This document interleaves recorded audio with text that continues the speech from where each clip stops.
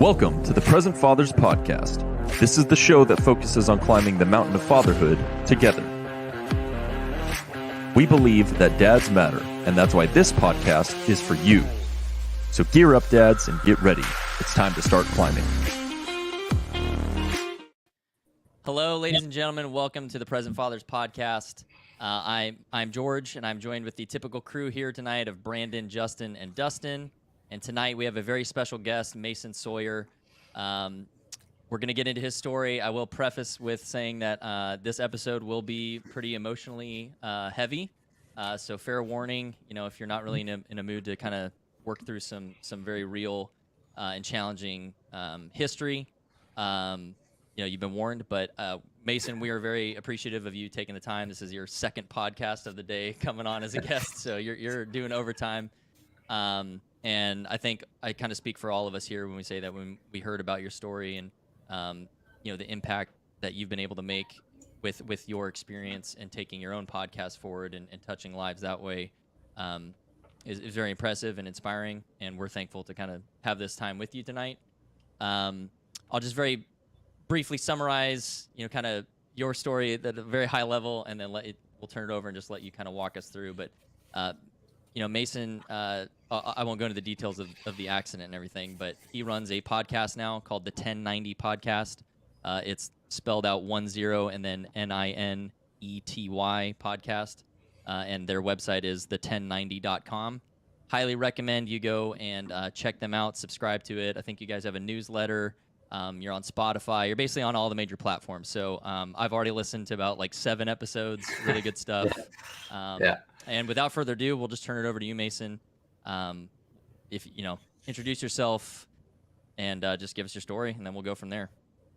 Yeah, thanks, guys. I think we were just chit-chatting a little bit before he came on. I think what you guys are doing is so cool, and it's scary to talk, man. It just is, especially for guys. It's hard to open up and admit that you're weak in some areas and you need help in some areas. So I think you guys creating this space for dads is really cool. So thank you for having me on. Thanks for thinking of me. Usually Sam comes on with me, my buddy, the co-host at 1090 Podcast. But yeah, he has twin girls. Just had a new baby. He's caught up in a lot, so we'll let him off the hook. But I'm extremely grateful to be on your podcast. So thank you very much.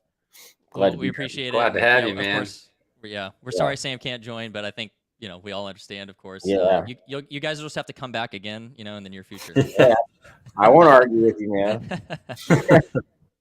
No, I wanted to start the 1090 Podcast.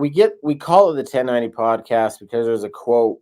There's different versions of the quote depending on who you pull up on Google, I guess. But Lou Holtz, a famous football coach for Notre Dame, he has a quote that says, "Life is 10% what happens to you and 90% what you're going to do about it."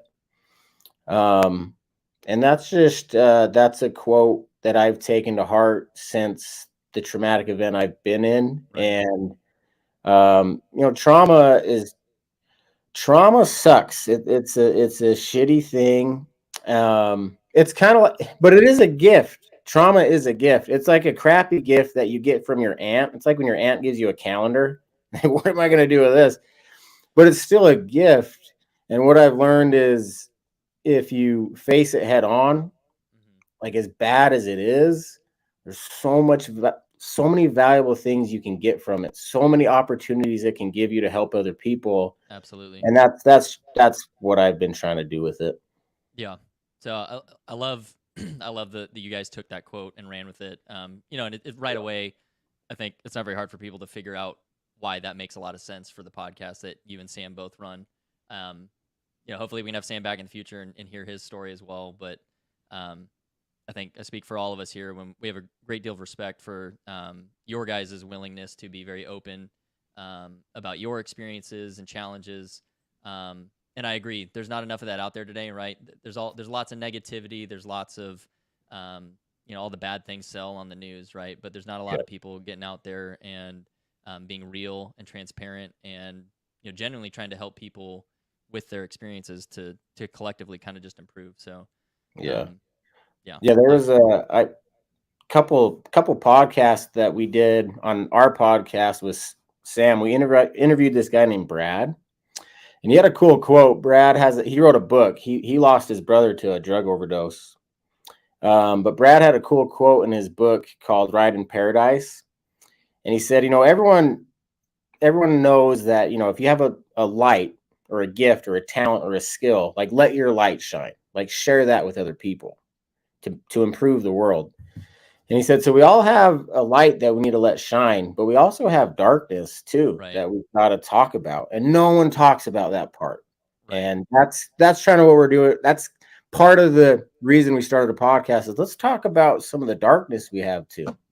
Yeah. So, and when you were talking backstage too, that, men typically we isolate, right? We don't, it's not inherent for us to think, oh, I'm going to be so manly. I'm going to talk about, my struggles with other men, right? It's almost counterintuitive, but yeah. So I think Justin has something he wanted to throw in here. Yeah. So it's funny you said that, man. Like I'm a big fan of David Goggins. I'm sure you're familiar with who he is.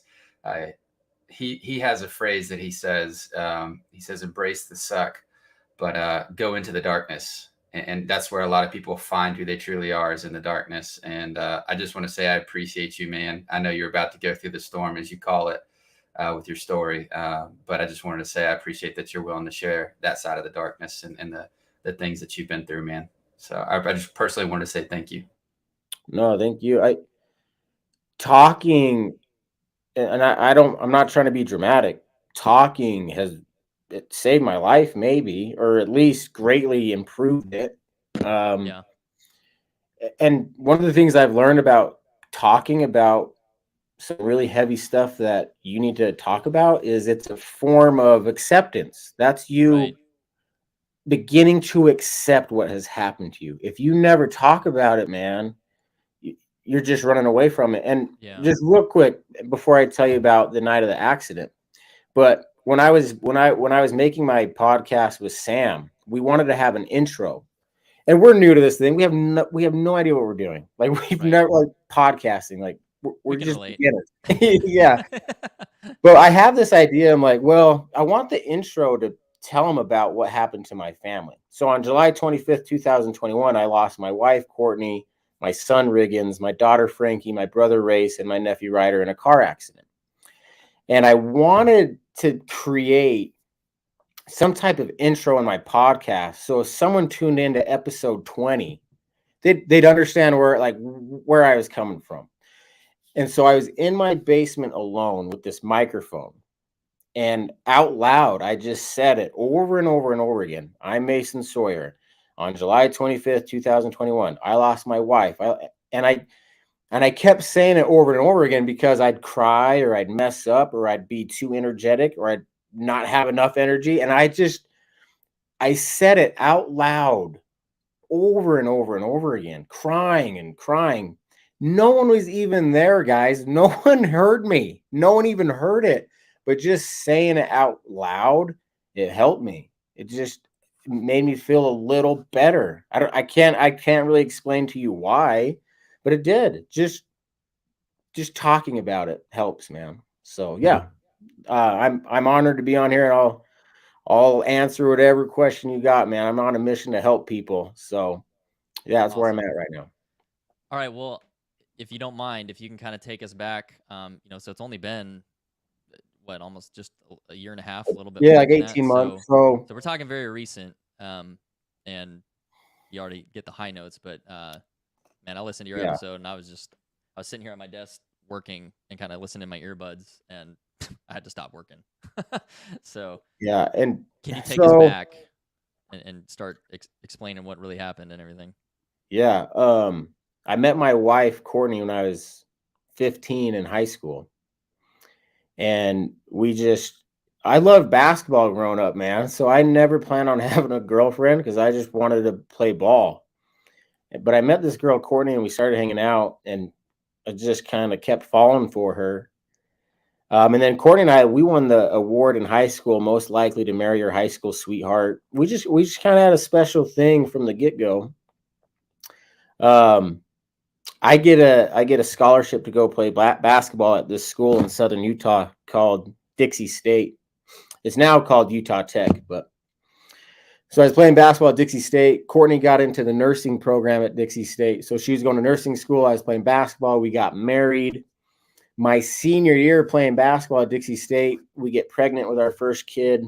We named him Riggins from a famous TV show called Friday Night Lights. Tim Riggins. I don't know if you guys watch that show. Yeah. Okay. But we loved Tim Riggins, so we named Riggins after that character.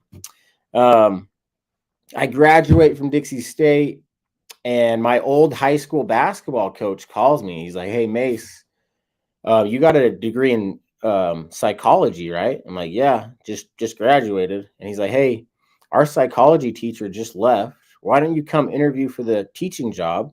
You can be on my coaching staff, and it'll be sweet." I'm like, "Yeah, that sounds awesome because I love basketball and I want to work with teenagers." I'm like, "This is perfect." So I moved back to my hometown, and so I'm a teacher and a basketball coach. I become the head basketball coach for 3 years, and I'm loving my job. And then one day I get a phone call from this place in St. George, Utah, called Nets on Fire, which is a big basketball complex, really nice facilities. You guys like basketball at all?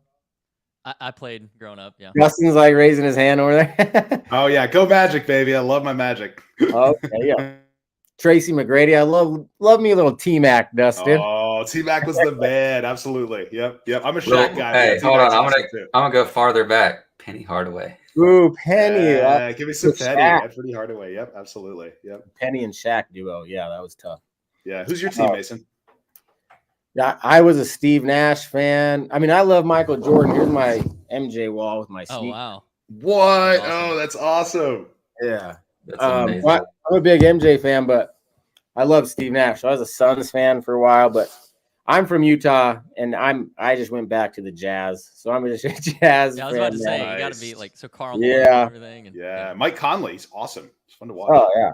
Yeah. Love it. And All-Star game's coming up at Utah a couple weeks. So Ooh, there you go. All right, very nice. Yeah. So they call me this place at Nets on Fire, and guys, I'm not kidding you. It was literally like my dream job. They're like, "Hey, Mace, we want you to be our skills trainer. We want you to form AAU basketball teams and travel and coach players." And I'm like, "What?" And then they're like, "We'll pay you this much." I'm like, "What?" Which wasn't a whole lot, but compared to a high school teacher's salary, it was like, okay. So I tell Kortni, and at this point, Kortni and I, we have 3 kids now. We have Riggins, we have Blue, and our daughter Frankie. So we have 3 kids, and I've been teaching for a while. And I tell Kortni about this job offer, and she's like, "Yeah, like we got to move back down there. Let's do it." So we moved back to St. George, and we're loving it. I start this new career, and I'm loving my career. And Kortni starts this new nursing job in St. George that she loves, and everything is just clicking. And then every summer, my family has a big family reunion. And this year it's at Bear Lake, northern Utah. And we weren't going to go because I told Kortni, I'm like, "Hey, we just took this new job. I got to show that I'm serious. I just can't go this time. Like, I just can't do it." She's like, "Yeah, no problem." So we weren't going to go. And then last minute, I think it was that Friday, Kortni's like, "Hey, Mace, you're going to be coaching all weekend. I'm just going to take the kids. We'll go to Bear Lake. It'll be perfect." Like, yeah. I'm like, "All right, sounds good." And in St. George, Utah, my older brother, Race, lives there with his family, Keisha, Rand, Faith, and Ryder. Dude, we're from Utah, man, so we have weird names for our kids. I mean, you guys probably noticed that. But yeah, I think yeah. I didn't know Those that are was a good Utah names. thing, actually. Oh, you didn't? No. Okay, maybe it's not. I don't know. But so my brother Race, he wants to go, but his wife can't go because of work. His son can't go because of football and other things, and his daughter can't go. So Race takes Ryder, his youngest son, and rides with Kortni and my kids to the family reunion. So that's why they were in the car together. And I bring that up because when the doctor called me about the accident, there's just so much confusion. And I think originally they probably thought it was one family, Yeah. Same But name then they and were everything, learning like, yeah. wait a minute, I think this is two families. But so I remember it's Sunday evening, and I'm waiting in my bedroom, just kind of waiting for them to come home. And Race's wife, Keisha, texts me and says, Mace, I'm worried about him. I haven't heard from him. They won't answer the phone. So something's off. Something's weird. I'm like, Keisha, I'm sure it's fine. I think it's just traffic. I'm sure they'll pull in any minute. And didn't think much of it, honestly. And I just sat there, and probably 30 seconds go by, and my phone rings, and unknown number, which I usually don't answer, but I answer this one. And it's he says, I'm a doctor from Fillmore, Utah. And Fillmore, Utah is kind of in between St. George, southern Utah, where we're living, and northern Utah, where Bear Lake was. So they're probably 2 hours away from being home in Fillmore. Okay. So he calls me, and he's like, I'm a doctor in Fillmore, and there's been a car accident. And so from what Keisha just texted me, plus that, I'm kind of nervous. I'm immediately worried now. So before he tells me anything, I put the speaker on and I text Keisha. I'm like, Keisha, there's been a car accident. Come pick me up. And in my mind, I'm thinking the adults are hurt. So Kortni and Race are hurt. The kids are there. We got to get to the hospital. Yeah. Come pick me up. So she's on her way to pick me up. The doctor, he's asking these questions like, are you the owner of the Buick? I'm like, yeah, like, what is going on? Like, what's going on? And he says, there's been a terrible car accident, 22 car pileup. Everyone's dead except one person. And so I immediately fall to the ground. Just like when I first heard there was an accident, my mind didn't go there. Like, worst case scenario, Like they're hurt, right? that's not where my mind went. I couldn't even fathom that. And so when he said that, I was in, the stages of grief everyone talks about: anger, denial, acceptance, bargaining, depression. I was going through all of those in 50 seconds. I just flipped through all of them. So I'm crying and I'm confused, and I'm looking at my phone on the ground, and in my mind I'm going, there's one survivor. Right. Who is it? And automatically my mind goes to my brother Race. And my brother Race was a state championship wrestler. Okay. He did amateur MMA, UFC fighting. He's just tough. And if anyone was going to survive a 22 car pileup, my mind went to Race. Like, it's going to be Race. And so I was picking up the phone, and I'm just praying, like, don't be Race. Like, please don't be Race. Because I know if it's Race, my whole family's gone. And I can't do that. I just can't do that. And so he says the survivor's a 3-year-old. So I fall back down to the ground, and I immediately know Kortni's dead, my wife, Race is dead, my brother, my nephew Ryder's dead, who was 12, my oldest son Riggins, who was 5, almost 6, all dead. So I fall back to the ground, and part of me is just crying and going through the misery of the news. Part of me's denial, just what? And then a part of me is like, who is it? Because it could be my daughter Frankie, who's 2, Right. or it could be my son Blue, who's 3. We weren't sure. Yeah. And sometimes I forget to say this. I should say this though. The guy who called me, I'm sure he did a wonderful job. I'm sure he told me the information crystal clear. I was just so messed up going through it. Yeah, I mean, of course. Yeah. Sorry, we're gonna chat. You can talk if you want. No one would be in their right mind. I mean, Yeah, right. Like your life completely changed with the phone call, right? It just Yeah. beyond anything imaginable. And You so, said yeah, it, I mean, man. how on earth are you going to possibly grasp Yeah. what this doctor's telling you? Yeah, and honestly, I'd like to talk to that doctor just to get his side of it. Um, so for whatever reason, I thought it was my daughter Frankie, and I remember telling him, I'm like, "That's my daughter Frankie," and he's like, "No, this is not a girl. This is a boy. He has blonde hair, blue eyes." And my son Blue does have blonde hair, blue eyes. So in that moment, I can't describe to you the feeling. I thought Blue was dead, and then he was telling me, "No, Blue might actually be Right. alive." It was so cool.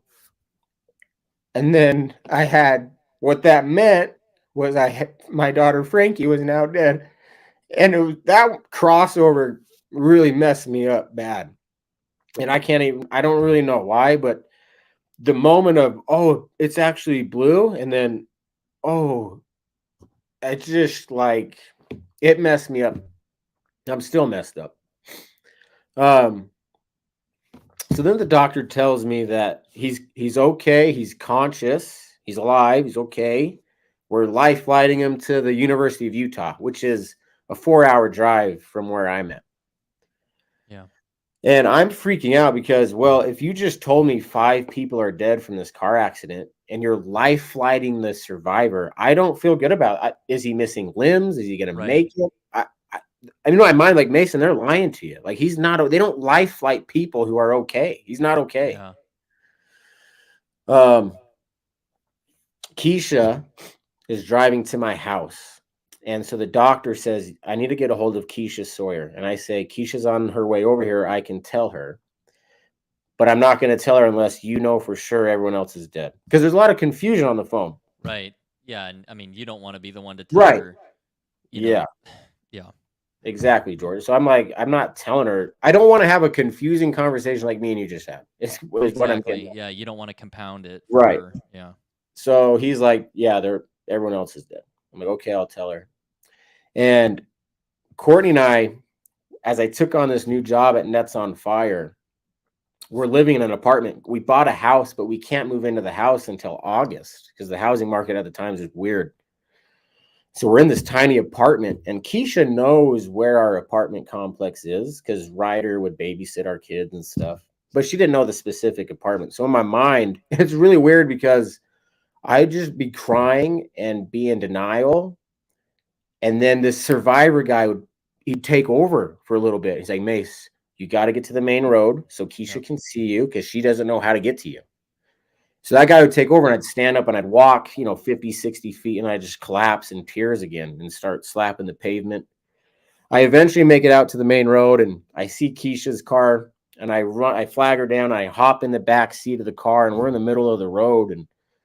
And I look at them and right away, I tell that they haven't heard the news. And so I tell them, I'm like, everyone, there's been a car accident. Everyone's dead except maybe Blue. And my niece, Faith, just lets out a scream. It was a scream, but it was more than a scream. I don't know how to explain it, but she lets out this terrible shriek and just runs out of the car, just takes off running. And then Keisha, so I'm behind Keisha in the car. So I'm sitting in the back seat of the car. Keisha's in front of me. And I just see Keisha's head drop and she says, my precious Ryder. And then I called my parents and told them, and I told my parents, like, hey, you got to drive to the hospital if it is Blue and he is alive, we need someone there. So please go to the hospital. I'm driving.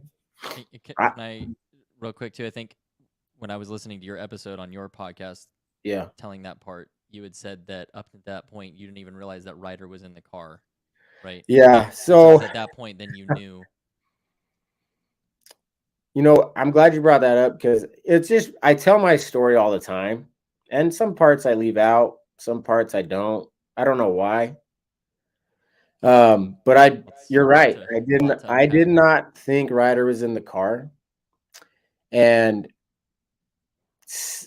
Saturday night when I'm done working, I always love to surprise Kortni. I always love to do it. And I thought about, hey, like, I should take the shuttle, the St. George shuttle. I should take the shuttle down and surprise her and drive back with her. Like, that would be so cool. And I never did that. But the only reason I thought about that is I didn't think Ryder was with them. So I thought there would be a empty seat for me. Right. And, you know, the thing about my brother race really gets to me. The crossover with Blue and Frankie really gets to me. And I have a lot of survivor guilt. Like, why do I get to keep going? Why do I get to laugh at a joke and go to a movie? Like, I feel awful. And I feel awful about this because I regret that one every day. Like, I should have taken the shuttle because I think it would have changed everything. We wouldn't have had enough room. I don't know what we would have done to get everyone back, but probably wouldn't have gotten caught up in the accident. And so I'm glad you brought that up, George, because I didn't know Ryder was in the car. And I didn't realize that until Keisha said that when her head dropped and she mentioned that. But dude, I'm full of, dude, I run the what if game in my mind all the time, and it's brutal. And that's one of them. I should have taken the shuttle down. So I get to the hospital and it's Blue. Blue's there, and Blue was there, and he had a couple cuts on his hand or his head, and then he broke his hand. But other than that, he was totally fine. And that was the night of July 25th, 2021 for me and my family. And trauma, real quick, and then I'll let you guys jump in. Trauma, before the accident, guys, I thought people with depression were just like soft, kind of like just, you know, toughen up, get over it, positive attitude. Oh man, I was an idiot. Like, there's no end. Trauma isn't, you don't graduate from it. It's not like, hey, you do therapy, you take this medication, you have a positive attitude, you're good now. Like, no, like the pain is never going to stop. And that's one thing I've learned as I've interviewed people on my podcast. The pain is always going to be there. All you have control over is what are you going to do with that pain? How are you going to handle it? And that's the 1090 quote, life's 10% what happened. What happened to me is brutal. It's unfair. It's ungodly. It's not right. I was a great father. I was a great husband. We had a great family. It's just life's unfair. Okay. What are you going to do about it? Because life goes on. You're going to have to do something. That's so good. I mean, because we all have our thing, right? Or we will. And you have to do that because you can't just give up, especially as parents, right? And so you still have Blue, right? And I know you talked about that a lot, that, you know, that was a huge motivator for you, of course, right? You got to get up and take care of your son despite everything else. So, well, I mean, can you just like walk through just some of the aftermath too? Like, you know, what, because I listened to your episode and I listened to that other one that you did recently with that family that swept away. And I was just sitting here in my office just crying. And I was because I was imagining my family in any George, scenarios. can you imagine? Like, for me, like, I lost a lot, but I wasn't there. I didn't witness my 3-year-old float away from. Can you imagine the people? That's when I broke down. I couldn't. Yeah. And so I don't really know where I was going with that, other than just how did you start picking up the pieces? How did you start changing your 90%? I guess is kind of you know, where do we go from here? And obviously, it's messy, like you said. It's not like you just magically got over it one day. I mean, it hasn't even been 2 years, right? This is extremely raw. Yeah, I'm still. I mean, if you guys, I'm looking for advice. So if you guys have any pointers, I'm just figuring it out. I'm trying to pick up the pieces the best I can. But people reach out to me all the time, like, hey, let me give you an example. Someone reached out to me the other day, said, I just lost my wife. I saw her get hit in a car, died. Like, what do this happened 2 months ago for this guy. 2 months ago. And I texted him, I said, I'm really sorry. Like, dude, after the accident with my family, I didn't want to live. I did not want to live. So the fact that this guy 2 months from the accident is even watching motivational videos and is even reaching out for help blew my mind, doing way better than I was. And that's what I tell him, like, dude, the journey, the lessons learned, all that stuff from trauma, like that's waiting for you. You'll have that down the road. Honestly, dude, you need to be pissed off and you need to cry and you need to be mad and sad and you just need to feel it for a while and just work on accepting it. Honestly, that's all the advice I have for you. You're not going to wake up and change the world in one day. Like, allow yourself to go through it. That's what I told that guy. Like, and so after the accident, I wanted to die, just so the pain would stop. Because it just hurt so bad. And I wanted to die because I was just curious. Like, where are they? What are they doing? I want to see them. But I can never, obviously I can never do anything like that because of Blue. I mean, how do you leave Blue behind? You can't do that. And so Blue kept me holding on. But then I was in this weird limbo phase. I didn't want to live. I didn't want to die. I was just here. It was so much pain that I would just try to numb it. Like, I can't handle this much pain. So I was just running from it. Drugs, alcohol, whatever. We weren't going to talk about them. We weren't going to look at pictures of them. If I'm in the room with you, like visiting you, you don't talk about them when I'm around. No, like, we're just never going to go down that road ever. It's too hard. It's too painful. No. And it was just the worst mindset to have. It was, and as bad as the situation is, it was just making it worse. And then I went to therapy. And my first therapy session I had with my therapist, I'll never forget it, dude. And I don't know if you guys do therapy or not. I love it. It's helped me. But my therapist, he said, Mace, like, if you wanted to go down the road and take your own life, like, I don't think anyone would blame you. And I'm like, what? Like, I'll do it, man. Like, don't kiss me. And not he what said you're that. expecting. Yeah, no. Because, dude, this is like the 5th therapist I've been to. Like, I've been Yeah. shopping around. I finally find Right. one I like. And he tells me this. I'm like, dude, what are you talking about? And then he says, Mason, like, you could do that. Or you could take advantage of this opportunity you now have to go help people. And he said, Mason, guess what? Tomorrow, someone's going to lose their spouse. Someone's going to lose a kid. Someone's going to lose a nephew. Someone's going to lose a sibling. You could help them if you want. And I don't remember the other 59 minutes of that therapy session. I don't know what else he said, but I walked out of that therapy session like, you know what? As bad as it is and as unfair as it is an opportunity. And that's what I learned about opportunity that day. It doesn't have to come from something good. It doesn't have to come from something earned. It can just come from terrible things. Right. And that's why I started the podcast. Like, okay, well, how do I help people? Well, I should talk about it and tell them how I feel and see if anyone can connect to it. And the minute I started doing that, everything started getting better. It just did. Like, and I haven't gone to a therapy session in months. I've replaced therapy with, like, this is my therapy session tonight. Yeah, it just is. I get to come on here on your sweet podcast and cry and let out my emotions and talk about the traumatic event. Do you have any idea how good this has been for me?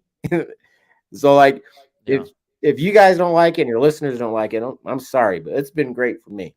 So Well, talking has helped. I'll speak for everyone who's going to listen to this. I think people are going to like it. And I'd like to talk about 2 things that you brought up, and then I think maybe let's just open it up and start having conversation. But one point you made in your episode, and I don't know when you filmed it. It was a while ago. It was your 2nd episode, but you made a point about, because people would be like, oh, I never could have done what you've done. I never could have survived that or whatever, right? And it was something effective. You said, I felt this amount of pain, and that's my limit, in my life. But everyone has their equivalent in their life. And you said that you think most people could do it, right? And I think it was just, for me, it was really good perspective that one, to not like judge others in terms of how much or how little they've maybe dealt with, but also to kind of have that self-awareness that, life may hit you at any, like yours was a phone call. You went from having a family to a doctor talking to you and they were all gone like that. And I mean, that could happen to any of us, and hopefully not, but, we don't know what tomorrow brings, or even, 5 minutes from now. And I don't know if you could just expand on that, because when I listened to that part, I was just like, wow, that is awesome. That someone who's had that much happen and it's that recent already is able to share that perspective, because I think that's something that isn't out there in the world enough, and so that really stuck with me. Yeah, I think, well, the first part of it, and Sam talks about this a lot too, like we have this weird thing in mental health where we like compare traumas. Like, and comparative it's just suffering. weird. Like, what are we doing? Like, it's just bad for everyone. Let's just agree on that and then help each other. Like, but you're right. Like, it is this weird, we like, just like everything else we do, though. Like, we always compare ourselves to the other guy, right? It's just human nature, I think. But Sam and I, we hate that mindset at 10-9. It's not what it's about at all. And I hate it because, and I totally get it. When someone tells me, and people tell me it almost every podcast when I have them on our podcast, they say it like, hey, I lost my brother, but nothing compared to what I don't, that makes me feel like an alone. No one understands. I don't like that. Don't tell me that. I don't like to hear that. It's not comforting. Yeah. You know what I mean? Like, I'm like, we're more similar than you think. Because like you said, George, like you only know the extent to your max pain. That's all we have. And that's going to be different for everyone. But it's very similar to the fact that this is as far as we've been pushed. Right. This is as far as we've gone. Let's talk about how it's similar and help each other out. And then, dude, if you were to tell me before that accident, hey, you're going to lose Kortni, you're going to lose Riggins, you're going to lose Frankie, you're going to lose your brother Race, you're going to lose Ryder. And then a year and a half later, you're going to be a public speaker and a podcaster. I'd be like, what the hell are you talking about? I would, if that happened to me, I would probably just implode. I would just die probably. But here I am. And that's something I learned is, and I honestly think, guys, this, if everyone went through the same thing I did, I think most people would be handling it just as well.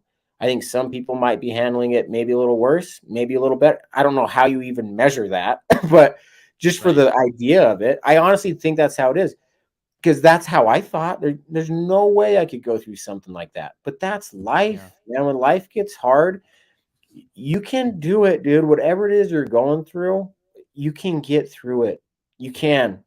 At least I'm a believer that you can, because I didn't think I could go through something like this, and I'm still here today. So awesome. Well, one, thank you for coming here and just being very transparent.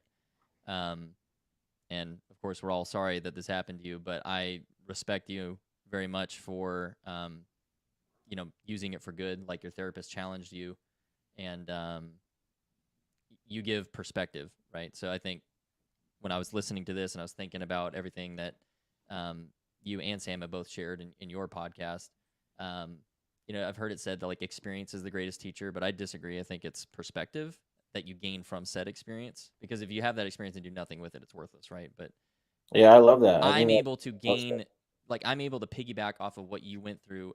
And I thought for a minute, holy cow, what if that was my family? Like, what would I do? And so now I have a greater appreciation for like, okay, I'm not going to complain about this stupid thing that's bothering me because I listened to your podcast and like reframed everything for my day, So that's all we're trying to do here too. And I just really appreciate you coming on, and I'll stop now. And I think you kind of covered the gist of your story. Obviously there's a lot more there, but guys, what you got for Mason? Yeah. I love that you've come on and that you're sharing your grief, because one of the things that I've always learned is that when we share our griefs together, our lens that we look through in life, it adjusts, and we can learn from one another's hardships. And man, I've just got to say, man, you're super courageous. And like you said, everybody is hammered on the anvil of life. And I feel like the strongest and best tempered swords are the ones that are struck the hardest and that have been in the biggest fires. And I feel like you're one of those people at an earlier age than you should be. And so for you to come on and to help strengthen other people, man, I just want to say that's courageous, man. And I respect and appreciate it. And man, when you said that people compare their grief, that's such a beautiful thing to think about, because it's so true, especially with men. They stuff it down and they push it aside, or they try to ignore it, and it eats them up from the inside out. And they discredit or dismiss other people's grief. So, yeah, for me personally, I only know my mountain, and I've had trauma and pain that I've had to deal with and heal, but I would never compare it. I would just want to help other people not have to climb their mountain alone. And I think that's why we do what we do. But yeah, that's beautiful, man. So I know other people want to jump in here, but I just wanted to say that for sure. No, real quick. Can I say a couple things real quick? Absolutely. Brandon, when you're just, man, you get to capitalize. Thank you. Like I thank you. Kind words. But honestly though, what else am I supposed to do though? Like if I don't talk, when people say you're so brave, thank you. Honestly, I don't see it that way. I feel like it's my only way out. There's a Robert Frost quote I love that says, "The only way out is through." And there's a metaphor of the buffalo that I love, that it's my only option, guys. If I don't talk about it and try to help people with it, I'm gonna blow my head off, probably, to be honest. Like what else am I gonna do with it? What else am I gonna do with it? Tell the buffalo metaphor, because it is really good. It's a really good illustration. Yeah. So my dad, he went to this trauma class pretty recent after the accident. And he's like, "Do you want to do it with me?" I'm like, "Dad, I'd love to, but I can't, I'm not ready yet. I can't commit myself to that. I can't do it." He's like, "Yeah, no problem." So my dad takes this class, and he's like, a couple days later, he sends me this really cool metaphor. He's like, "The instructor of our class sent us this metaphor, and I think it will help you." I'm like, "What is it?" And my dad tells me, he's like, buffalo and cows, they both have this ability to sense when a storm's coming. And cows, when they sense a storm's coming, they take off and they run the other direction, like we all do. Problem happens and we run from it. And what's interesting is when these people watch these cows run away from the storm, so the cows take off, the storm catches up to them, because it always does. And that's true in life. Whatever problem you're facing, you can keep kicking it down the road. It's going to get you. It's going to come back and get you eventually. It's how the world works, man. It's going to come back and get you. And so the cows are running from it. The storm catches them, but now the cows are tired. They are exhausted because they've been running. And the cows, they don't stop running. If they would just stop running and let the storm pass, no, they keep running with the storm now. Right. So now they're in the storm way longer than they need to be. And it's much worse than it ever had to be. Buffalo, when they sense a storm is coming, they face it. And then when it gets close enough, they charge right at it and they head into the storm. And I love that metaphor, because that was me. I couldn't look at pictures of them. I couldn't talk about them.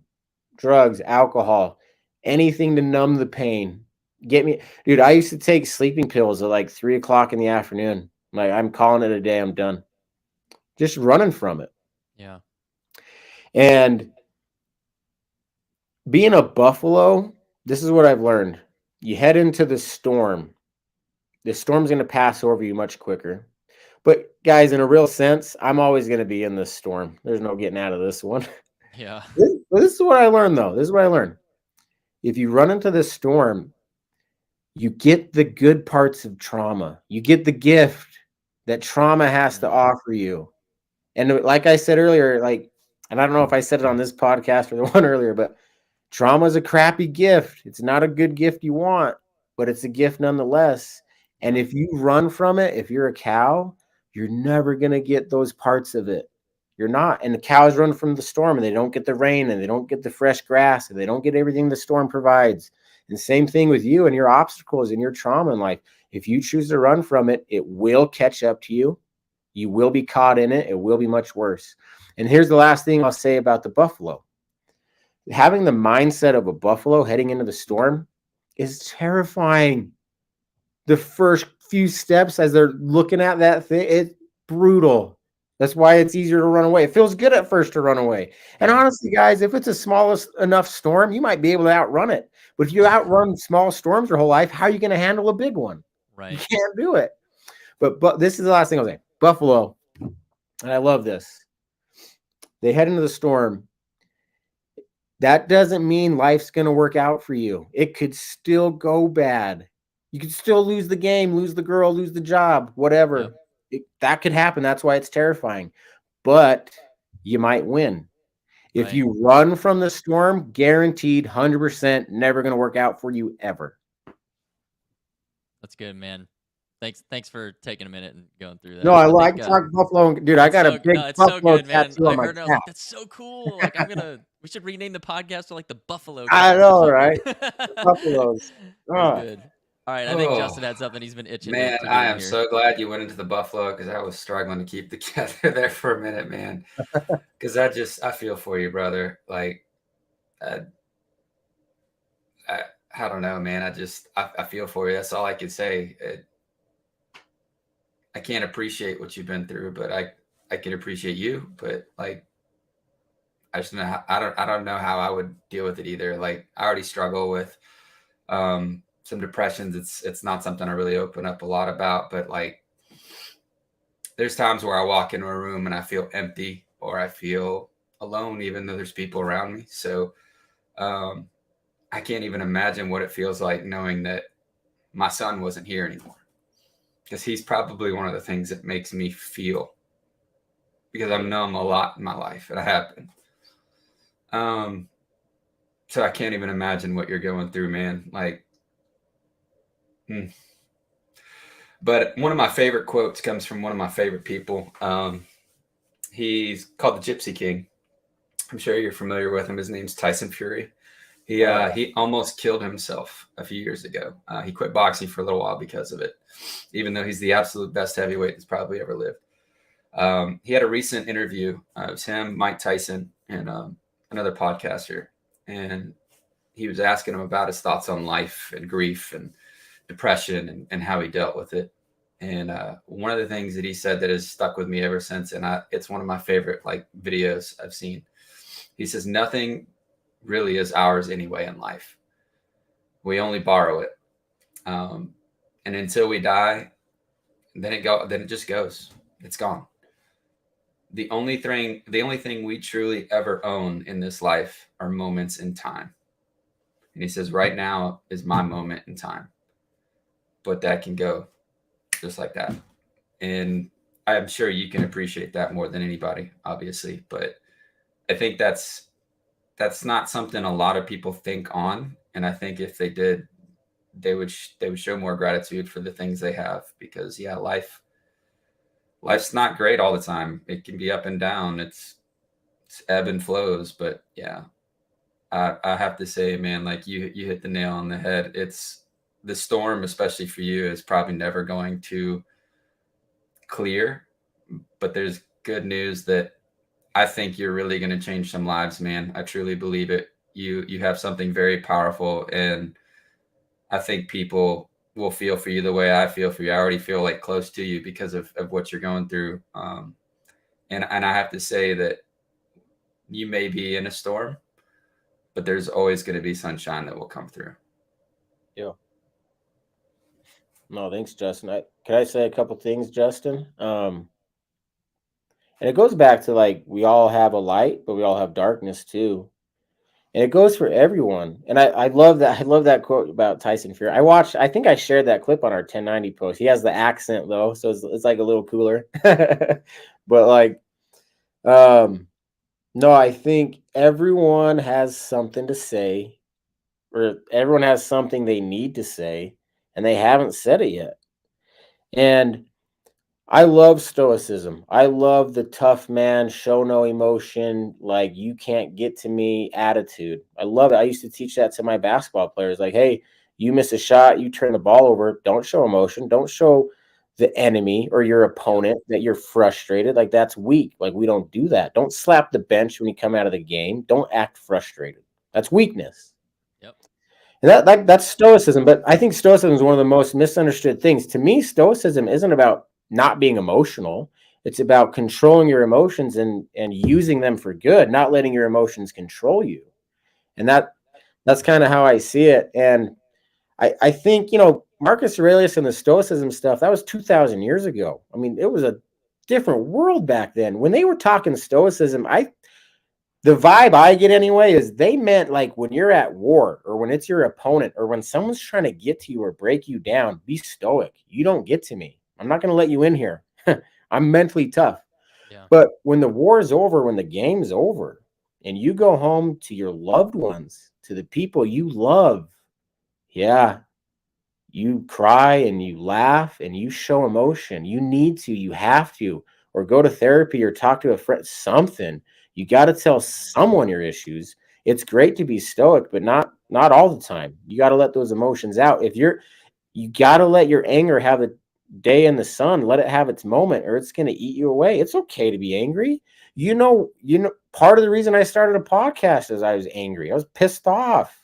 I used it in a good way. Yeah. I could have used it to just drink my life away and feel sorry for myself. Sure. But I didn't do that. Stoicism. I love stoicism. It helped me have that mindset of what happens terrible. It's terrible, but I can make something good happen from it. That's good, man. Appreciate that. Yeah. Dustin, I think you wanted to jump in. Yeah, absolutely. Mace, man, I'm really glad I got to meet you. This has been a real pleasure. It's, what you've been through is amazing. And it definitely reminded me, my father-in-law lost his mother, his brother, and a few cousins to Huntington's, which is a fast degenerative disease. It's basically, you tend to die by about 25 or 30. So it's a really kind of crazy thing. And so a lot of survival guilt there. He was drafted and he went to Germany instead of Vietnam, lost some friends to Vietnam, a lot of survival guilt. And he's pushing 80 now and he's never lost that. It's interesting. He'll talk about it all the time about, why me? Why am I in this planet and not my brother and not, my brothers, that went to Vietnam when I went to Germany. And for him, he tries to look at it as, I'm going to do everything I can to make the world a better place. And I really appreciate him for that. But, you can tell it's not an easy thing, by any means. And I know it's not for you either. But I guess the biggest question I would have for you is if you could look, say, in 10 years and say, if I could have the maximum impact on the world, what would that be? Would it be through talking to young people, in some basketball setting? Would it be, in expanding the podcast? Would it be in helping other people who have dealt with grief? What would your most powerful thing that you think you could do, in the next decade be? I think the most powerful thing I could do is be a really, really good father for Blue. I think that's my number one goal. And I think Jordan Peterson may have said it. But the idea of if you want to change the world, you start with yourself and then your family, and then you can work on, a bigger group after that. That's where my head's at. Is I love Blue more than anything. He is my best buddy. He's my hero. I do everything with that kid. And I want him to be a happy kid and have a normal, happy life. And I'm going to try to do everything within my power to give that to him. Being a public speaker and having a podcast is cool and it's therapeutic and it provides an outlet. But honestly, like talking to you four and getting to know you guys, that means more to me than having like $1 million TikTok video go viral. That's right. Like, and I honestly started this when I started the 1090. I'm like, all right, 1090. I want to be bigger than Nike. I want everyone to see my kids' faces. Like, want my story to get out there. Then as the last 6, 7, 8 months have unfolded, one thing I've learned is the text message I told you earlier about this guy, like, hey, I just lost my wife. I love the 1090 message. Help me. I would rather have that than 12 million followers or likes on the Twitter thing. Like, that means everything to me, because we said it to start the podcast. If you can share a message and it changes one person, it's worth it. That's how me and Sam with our podcast honestly see it. I would rather impact and significantly change 10 people's lives than have a billion views on TikTok that people just scroll by and they like it and they move on with the rest of their day. That stuff's just fluff. That's not real. And that's something I'm quickly learning in this Instagram universe where people are just trying to make it. I'm like, dude, what are you guys doing? Like, Yeah, it's weird to me. That's just not, my mind's not there anymore. My mind's not in the numbers. My mind is blue, and whoever else can have a significant impact for my message, I want to reach you. And I'm good with the other stuff. Yeah, those other people have no substance, is what you're saying. Yeah. I took me 1,000 words to say it, but yeah, that's what I was trying to say. Yeah. I love that. I'm the exact same way. You know, I'm a big believer. I can't change the world, but I can change my little town and my family. And I love the way you said that. Thank you. Yeah. Jordan Peterson always says, get your own house in order. And it's such a beautiful thing to actually think about. And man, I just want to encourage you. So, man, I love that you found purpose, because in the midst of tragedy, purpose is one of the things besides altruism that will carry you through. I know it's carried me through many grief and trauma events for myself personally. And then one thing I was studying when I was looking at how to heal, and I'd love to share this with you, is Eastern medicine practices something called rhythmic renewal. And it's just taking 5 minutes when the grief or the sadness overwhelms you. Take 5 minutes, man, focus on it, and it turns the volume down on it. And that's called rhythmic renewal. And one of those things that you can do, and this is why we're so passionate about our podcast, is that intentional time with your kids is one of the best things that renews a person, like, period. Like, you can come into your house drained, having the worst day, and you see your kid, and what happens? You light up. Your battery just goes right back to full, right? And so rhythmic renewal, man. And then obviously having purpose. But, you know, it's such an important thing, because I was talking to a speaker at a conference last week. His name is Chris Singleton. His mother was murdered by a racist guy that came into his mom's church and shot up a bunch of people in South Carolina. And one of the things he said is that we all have a trauma or struggle moment that propels us forward towards what God intends for our purpose. And I feel like you have such a great purpose ahead of you, man. And I just want to encourage you that it's only going to get better as you get stronger, because grief, especially in loss, like, the waves are hitting you constantly really fast at first, and you become a stronger swimmer over time as you get more stoic, as you said. And the waves kind of lessen up over time, and they'll never stop, like you said, but they will lessen. So I just want to encourage you, man, because I feel for you. I'm trying to empathize as much as possible. And anytime I see other people suffer, my natural inclination is to want to immediately try to help them, to throw that life vest out. So yeah, man, practice the renewal. I think that would do a lot for you, and a lot for other dads that are dealing with that kind of thing. Yeah, I think just to add on that real quick, I've gotten good at, because you have bad days. You just do. You have bad days. You have bad moments. And I've gotten good at, you said embracing the suck earlier. I'm like, okay, it's a bad moment. It's going to be bad. And I think about all of them, and I let myself cry, and I let myself complain, and I just feel it. And then I wrap it up, and it's back to work type of thing. Yeah. You know? Yeah. I mean, you go through it instead of just stuffing it, right? So Yeah. Before it's like, you it's not to happen. to roll off you, right? Yeah. By doing that. Sure. So, and I just wanted to affirm what you said. I think that's how the four of us here feel. That, you know, number one, it's with our families, right? I think the highest calling we have as men, if you're lucky enough to be a father, is to lead your family.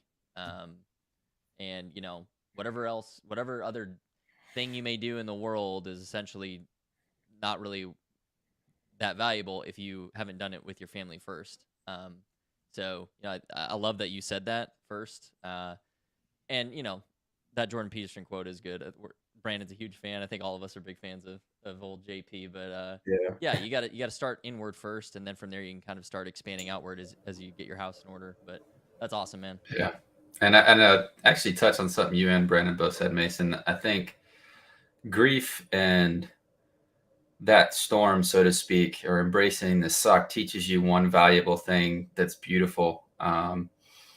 It teaches you, one, to appreciate the good moments you do still have, and they're so much greater, almost like euphoric. And two, I think it teaches you and the others whose lives you touch, which I can personally say you're touching our lives right now, and I can't wait to have you back for more, man. But I would say that it really teaches others based off of what you have to feel more, to have emotions and to actually learn to feel more of those emotions. And one of my favorite teachers was actually a psychology teacher and photographic memory. He literally remembered my kid brother Logan, could tell me everything about his life and everybody from the class. He had everyone raise their hands, say their name, and the next day he knew everyone's name. He was also a Vietnam vet. And he would say, it's good to feel the things that you feel, and you need to feel them. And he's like, honestly, I feel things at least once or twice a week. He goes, but then I take off that dress and I end this little tea party. He's like, every now and again, you got to pick yourself up by the bootstraps and realize it's okay to feel, and feel as hard and as deep as you can, but don't go too far in the abyss. Pull yourself back out of it and start to see some of the light and the things around you so that you can appreciate again. And he said, it's a constant cycle. And I think you said that, in a nutshell, that's how, tragedy and trauma honestly works. Me being from an orthopedic background, I used to see trauma come into hospitals all the time. And it's one of the reasons I could have been making a hell of a lot more money than I make right now, but I couldn't do it. I couldn't watch it, man. It's just, I feel too much already. Obviously, I'm the guy that cried on the cast video. Me and you, man. I mean, but I've always had a big heart, man, and I got to say I love that you do too, and I can tell you do. It makes me feel that much closer to you already, and I think you have something wonderful coming for that. So, yeah, that's just kind of what my thoughts were on all that. Thanks, Justin. Appreciate that. Dustin, I think you had a question. Yeah, Mason, when you're talking to Blue, do you talk to him about his family? Have you guys started to open up and kind of talk about that? Like, what's that like? Oh, yeah. Well, like I've said, talking has helped me. It's a form of acceptance. It's really healthy. And me and Blue talk about him. And every day when I take Blue to school, we drive past the cemetery, and the headstones are pretty close to the main road, so you can see them. And we drive by, and either on the way to school or usually on the way home, because on the way to school, I just wanted to relax and focus about school. I don't want to break his heart. That makes sense. Yeah. Usually on the way home, we'll drive by him, and I'm like, there they are, Blue. And usually that sparks some type of story about Riggins, or do you remember this about Frankie, or your mom misses you. She loves you so much. Ray, do you remember when Ray bought you all that candy and Ryder used to baby? We just talk about him. And for a minute, I was headed on the road of we're never going to talk about him. I was trying to convince myself, like, Blue was young enough. Like, we can just act like it never happened for him. Like, he'll just forget it. At least in my opinion, terrible idea. Talk about him. And I'm starting to date again. I have this girlfriend I've been seeing, and we talk about Blue's mom with her. Like, I never want Blue to forget his mom. I will always want him to know how much she loved him. I always want Riggins to remember his brother and sister and uncle and cousin. Yeah. So we talk about him, and sometimes it's hard and sometimes it's good. And the other thing that my therapist helped me realize, and it's the same thing with communication and talking about it, is he said, you need to cry in front of Blue sometimes. He's like, not all the time, not every time, but sometimes you need to cry with him because you need to teach Blue that it's okay to cry. You need to teach Blue that you love them and you're upset about it. It's not okay. Yeah. You need to let him see that and then cry and then keep going. And you can teach Blue that it's Right. okay to cry and then you keep going. So we talk about him. We talk about him all the time. That's good, man. That's awesome. Yeah, it's a living memory. Reminds me of the scene in Rocky where he goes to the cemetery when he's lost his wife Adrian, and he just reads the newspaper to her and just hangs out with her. And I mean, that's how you keep it alive. That's awesome. It's just weird, and I don't know your guys' backgrounds that well. Maybe you guys have lost a loved one, but you lose a loved one, and then it's kind of like you buy a blue car, and then you see a bunch of blue cars. Like you lose a loved one, and then it seems like every movie, every show you watch, someone's dying. It's like, what? Right. And it's hard to watch stuff. I had to get used to that. I'm just cruising along, and then all of a sudden I'm like, oh, and then PTSD. I'm like, what? It's hard, man. Like every movie, does it? Do you guys get that? I don't know. That's just me, man. 100%, man. It always happens now. Yes. I'm like, Yep. yeah. I appreciate you just being so transparent about that too, because I think a lot that So I've got a military background, right? And so I've always kind of like wanted to push off that whole PTSD label, right? Because a lot of people just assume, oh, veteran must have PTSD. And it's like, well, no, I actually don't really. All my crap is from not the military, Yeah. So, but I appreciate your transparency in that of just saying, look, man, it just hits you sometime. Like, and it's not trauma. And I've always said this: trauma is a human experience. It's not like only a certain type of people experiences it. And to try and deny that is just doing yourself a disservice. So, thanks for your candor on that one. I kind of wanted to share a little bit of a story yesterday. So, one, I want to say I'm really glad I listened to your episodes before we did this because I kind of got to process my emotions ahead of time. Because I did not. Yeah, so I don't want to look like I'm just a jerk who doesn't feel anything. I felt my feelings earlier this week prepping for the episode, but so I was watching all your stuff, prepping to have you on, and hopefully Sam too, and just wanted to learn more about you guys so that we could have a good episode and everything. And I was getting really excited because Justin was like, "Yeah, he's confirmed he'll come on." I was like, "Sweet, this is gonna be great," and I'm really excited. And so then my wife came home, and we're talking, I'm telling her about this guest we're gonna have on and the story, and she's like, we started talking, and then she started telling me about a similar story that she saw on Instagram the same day. She's like, "Wow, that sounds really familiar," but yeah, it was just really, really hard to hear, and I was looking through her page and everything.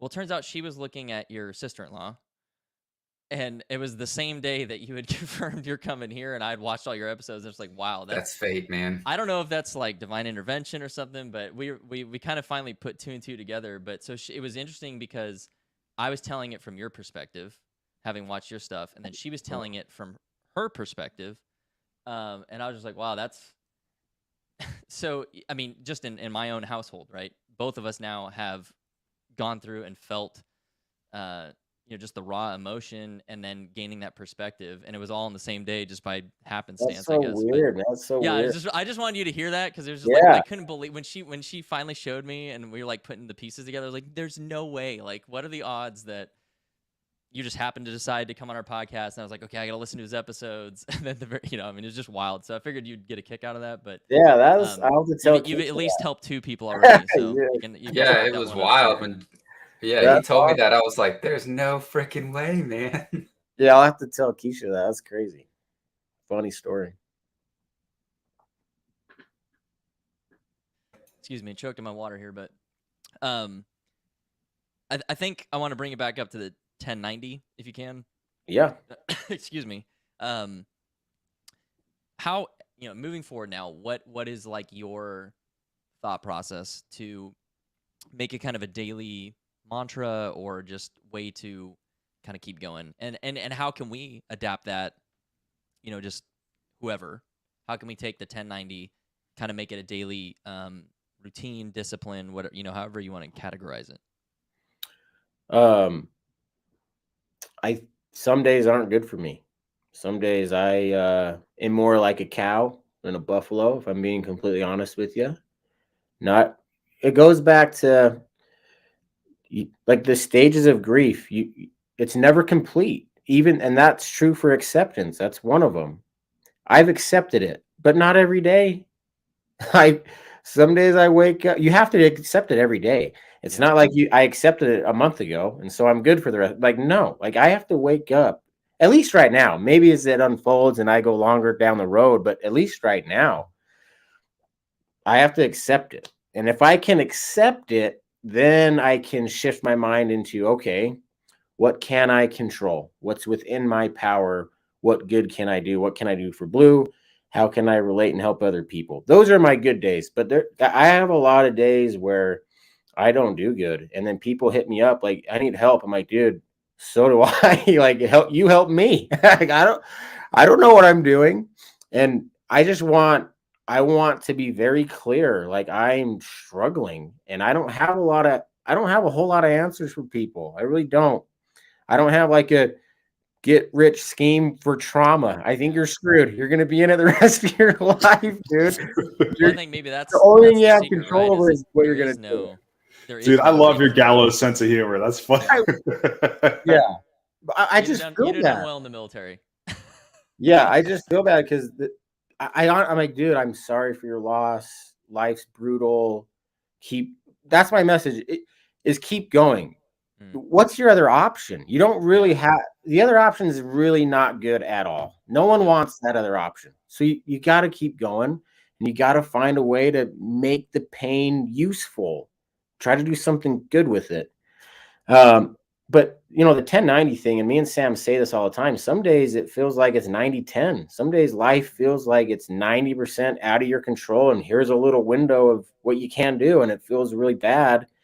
And the whole day you're just trying to push that scale and get it to 1090. But guys, like I'm hurting, man. I don't have a ton of answers. I don't even think I should be giving advice like if you take a swimming class and you want to learn how to swim, I'm not your guy. If you want to learn how to like not drown with a 50-pound weight vest on, then I'm your guy. Like I can show you how to keep your head above water, but I don't really know what direction to go in. And I'm not a great swimmer yet. I'm just trying to keep going, man. That's it, dude. Good luck. I love you. I mean, I have one more thing. Can I say one more thing? Absolutely. So you guys ever heard the quote, God shuts the door, he leaves a window open type of thing? Yep. Yeah. Like good motto, whatever. But sometimes these obstacles people are facing there's no alternate path. There's no way around this thing. There's no window crack.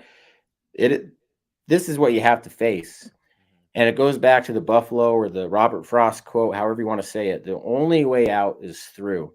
And sometimes when the obstacle is so big, the power of opposites, like you got to flip this obstacle on its head. And what I mean by that is I am filled with so much anger and pain that what I've learned is I have to have love and compassion and charity.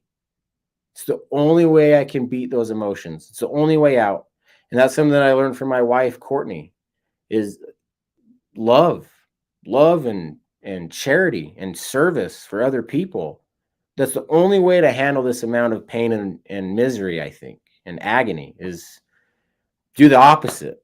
And that's what I've been trying to do is just love. And I've never said no to a speaking engagement, to a pot ever. I'll speak. And when me and Sam do our speaking engagements, we talk in front of 300 people sometimes, and sometimes it's 11 people. And we don't care, like whatever. We'll speak at whatever. We just have a message. And if you connect with it, great. And if not, you can move on. And it is what it is. I thought sometimes there's no window. You just have to bust right through that. Yeah, door. it's like I'm like looking around like there's no other. Yeah. Oh yeah. Kool-Aid. I love that you touched on the opposites because I've been studying a lot on grief and loss the past week or so, and Francis Ward Weller was one of the guys that came up for me, who's a psychotherapist that deals with it, and he said the work of a mature person is to carry grief in one hand and gratitude in the other, and to be stretched large by them. How much sorrow can I hold? That's how much gratitude I can give. If I can carry only grief, I'll bend towards cynicism and despair. And if I have only gratitude, I'll become saccharine and won't develop much compassion for other people's suffering. Grief keeps the heart fluid and soft, which helps make compassion possible.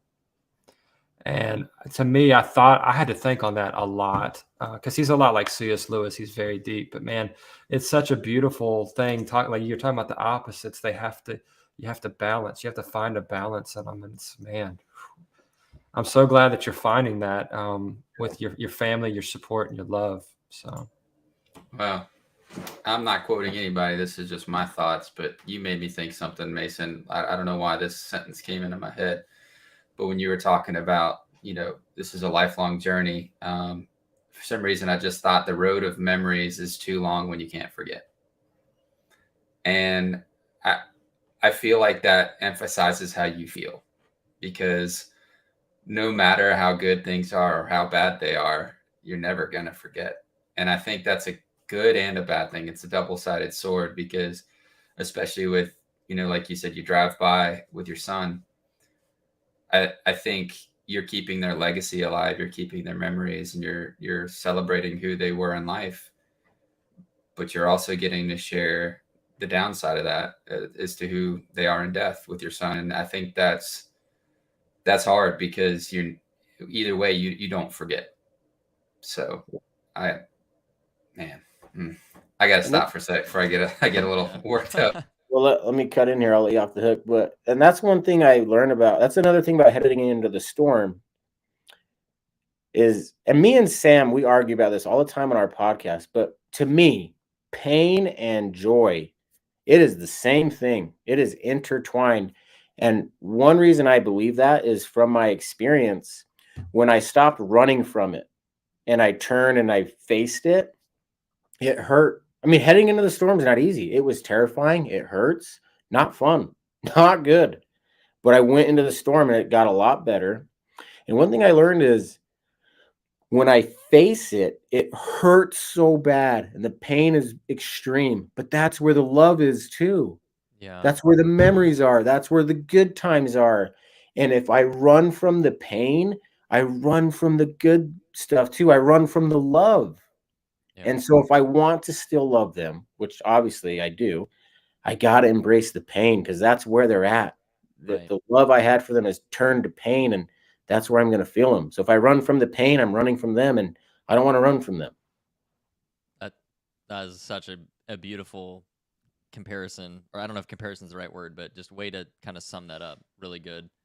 Yeah, well, Justin, that was an assist from Justin. So there you go. Got the alley-oop. Putting it in basketball terms for you. There you go. It was just dawning on me too. I don't know why it took me this long to kind of like make the connection, but the storm isn't just trauma, right? Maybe you have an addiction, or maybe you've done something, unforgivable, or you think is unforgivable to your spouse or something like that, right? Whatever your storm is, just for those listening or who will watch this or listen to it in the future, you can take Mason's example with his storm, but apply it to our lives. And, in my own personal experience too, right? I've made some pretty bad mistakes that, I thought it was like, well, I just got to like hide this forever. Right. Or never tell anyone about it. And it wasn't until I turned and faced my storm instead of running away from it that healing began, reconciliation began with other people.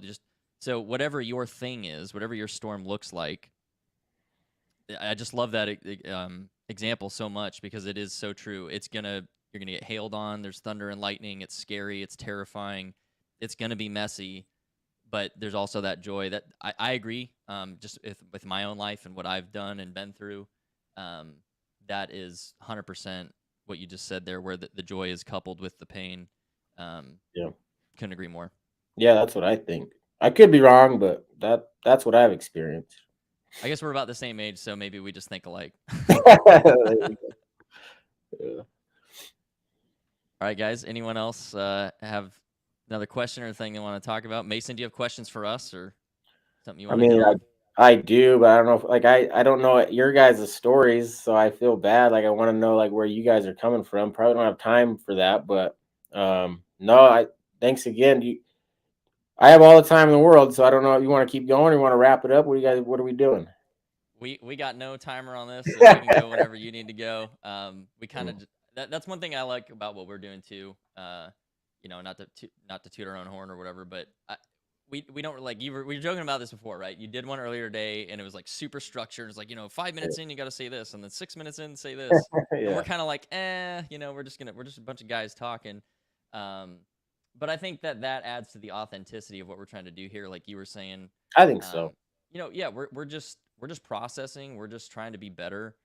Sometimes we talk about really academic stuff. This one's obviously a very emotionally focused one, and those are all aspects to life. So yeah, man, we're kind of just riffing now. But I guess let me just pull from some of the questions we kind of prepped. I think we've hit on some of them. Okay, let's talk about purpose. And I've heard some clips of you on like Instagram or whatever talking about purpose elsewhere. So obviously your purpose is very clear now, right? You found purpose from this, but it took you a while, right? So how do what's a tangible thing that you learned or something from your experience where you finally got that purpose that maybe other people could glean from that and try and get themselves back on that? Maybe we can just all kind of spitball on what we think on that, but yeah, like you to start if you'd be willing to, and then we can maybe just go around the room on that.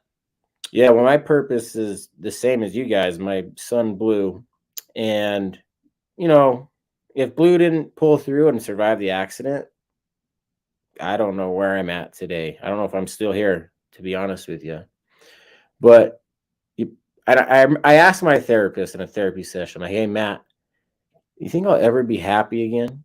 Because I was just so sick of feeling so miserable all the time. Yeah. So I asked him, like, is there hope for me? Like, and dude, I love my therapist. He's so straightforward. And he said, Mason, I don't know. I'm like, dang it. He's like, I don't know. But he said, I don't think that's the goal we have with you. And I'm like, okay, where are you going with this one? And he's like, I think we need to find you purpose. If we find you purpose, I mean, my therapist he works with a lot of heavy traumatic guys. So he's been around the block, and he's worked with a lot of people with suicidal thoughts and depression. And he understands it. If someone has a purpose, that's one of the strongest things, if not the strongest thing.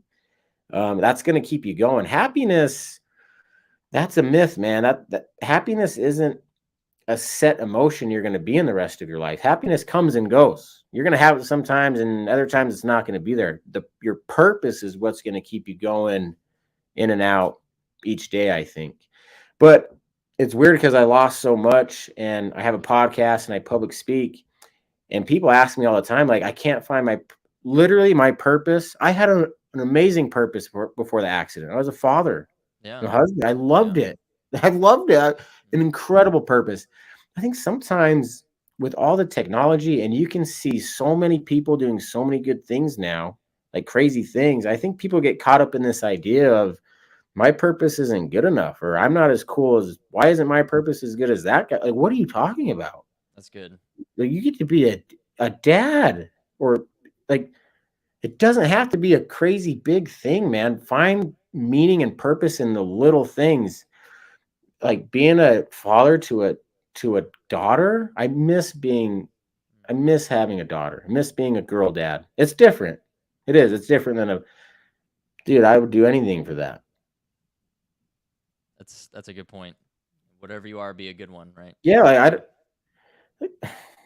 life is so simple, man. It is. It doesn't take a lot to be happy. It really doesn't. And I forget who said it, but you talked about perspective. It's all your perspective. Couldn't agree more. Couldn't agree more. You can either want all the things you don't have or appreciate all the things you have.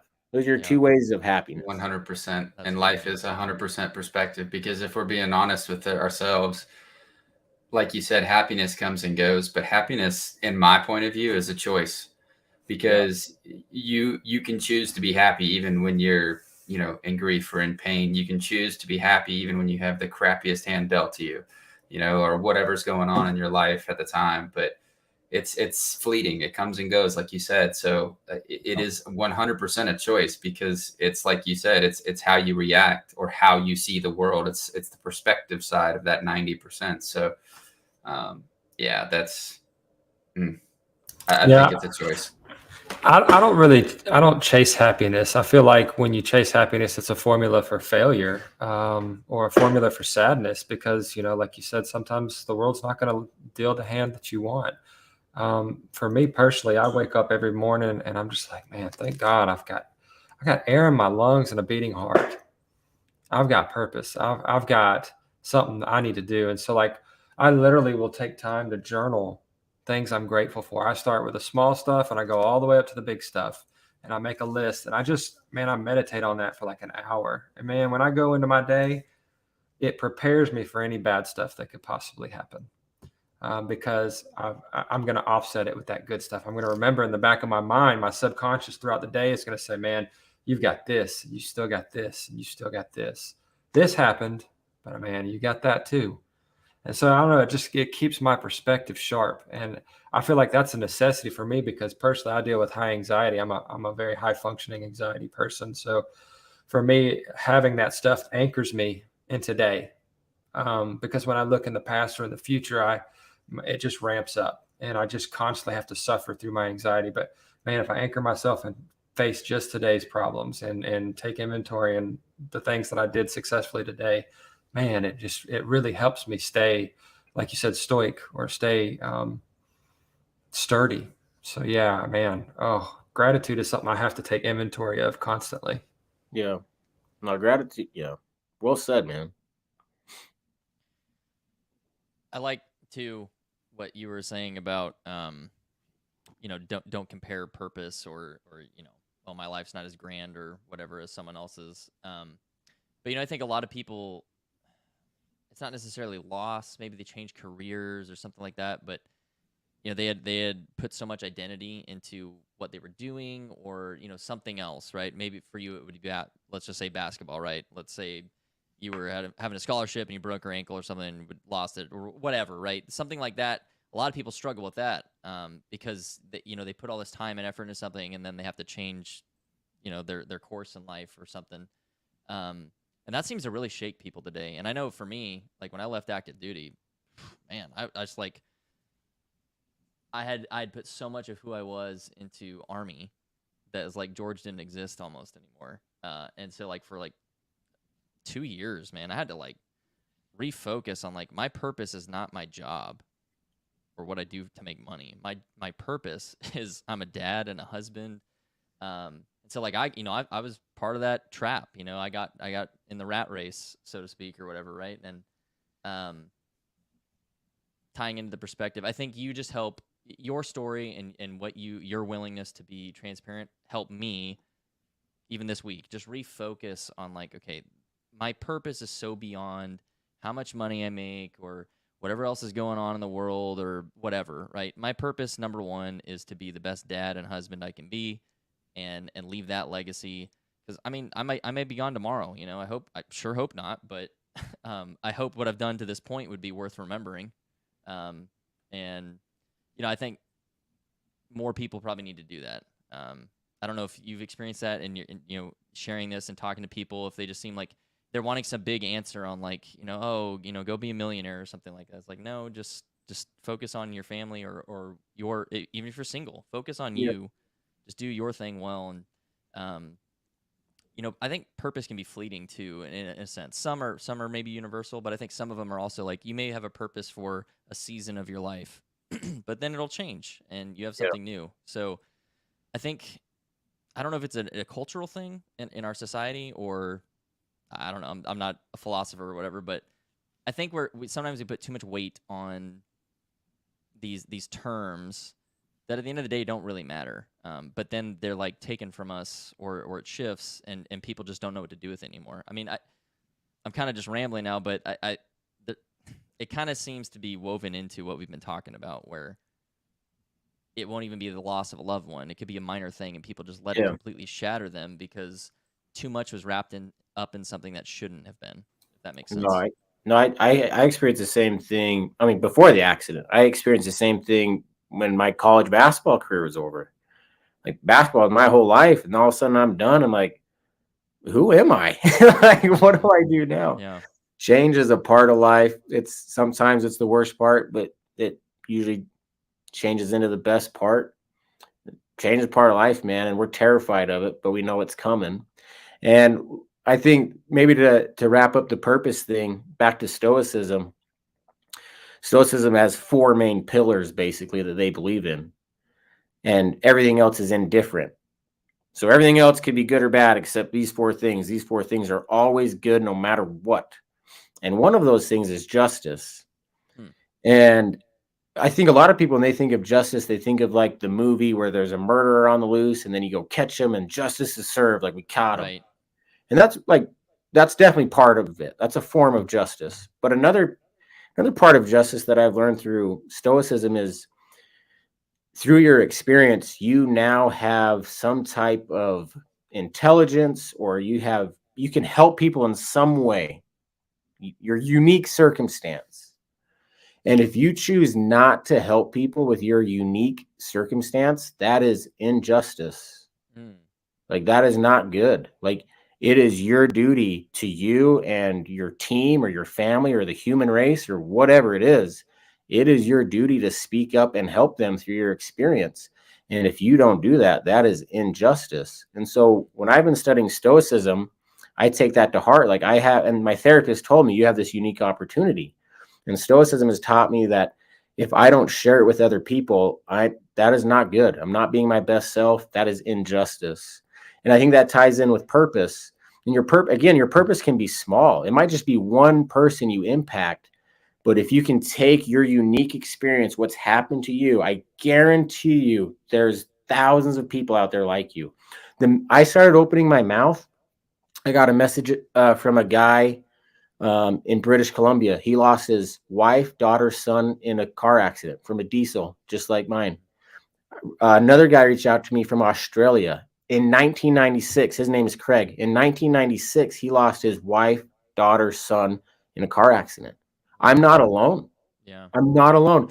Do you know how, and as sad as it is for those guys, do you know how grateful I am for them? Do you know how I haven't met them, haven't shaken their hand, but just the fact that they're out there means everything to me. You're not alone, man. People feel just like you. And if you can take what's happened to you and find a way to help other people, it's going to help you and them. That's justice. That's purpose. I like that a lot. I'm gonna write that down. That's beautiful. Yeah. So, Mason, are you familiar with Ryan Holiday? He writes the Daily Stoic. Oh, I've read Ego is the Enemy, Obstacle is the Way. Yeah, is the first book I read after the accident. Helped change my life for sure. I've read Ego is the Enemy. I think it was the only, and then I'm reading another one. I'm blanking on the name right now, but yeah, I love Ryan Holiday. He's got good stuff for sure. Awesome. Yeah. So I've learned a ton from him. Actually, my wife turned me on to him. She's been reading him for years. And what I love is how he describes excessive attachment to emotions as a huge problem. And kind of one of the key aspects to Stoicism is that we get attached to certain emotions too strongly, whether it's anger so Stoicism is really, I'm not going to feel anything and I'm just going to be tough. It's more about avoiding those excessive attachments. It's a lot like Buddhism in that sense, right? Yeah. Because the Buddha said, you become enlightened and happy by not having too much attachment to material things. And that is always something I've tried to inform my own life on, is when I do have my own crises, my own emotional takeovers, with positive or negative emotions, I go back to that and I remember that it's great to have attachments to people, to ideas, but having excessive attachments to emotions is one of the greatest sources of frustration and sadness. I know for me, and I think for a lot of people. So I love that you've learned so much from Stoicism, because it's been a big thing for me too. Yeah, it's helped me a lot for sure. Yeah, and I'm glad you mentioned anger, Dustin, because as somebody who's felt some anger in my time, anger is a poison, man, and it has to be drained or channeled. And for me, the channel is, people ask me, why do you listen to metal and why do you listen to that crazy music? Well, do you want me to be an angry person?